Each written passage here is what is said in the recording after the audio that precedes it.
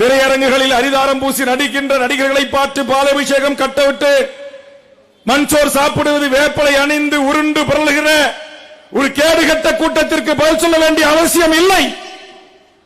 அதை இங்கே என்னுடைய சகோதரிகள் ஏற்கனவே காணொலியின் மூலமாக செருப்பால் அடித்திருக்கிறார்கள்.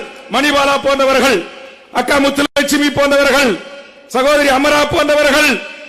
ஆதலால் நான் இந்த கூட்டத்தில் இருக்கிற என் கட்சியினுடைய நிர்வாகிகளை புதிதாக உட்கட்சி தேர்தல் நடைபெற்று நீங்கள் நான் படித்த இத்தனை பொறுப்புகள் வருகின்ற நீங்கள் முதலில் தனி மனித ஒழுக்கத்தோடு இருங்கள். பீடி சிகரெட்டு குடிக்கு அடிமையாகாதீர்கள். நம்மளை பெற்று வளர்த்து ஆளாக்கிய தாய் தந்தைகளை கைவிடாமல் காப்பாற்றுங்கள். உங்களை நம்பி வந்த உங்கள் இல்லத்தரசிக்கு 3 வேளை உணவு கொடுப்பதற்கு உறுதி செய்யுங்கள்.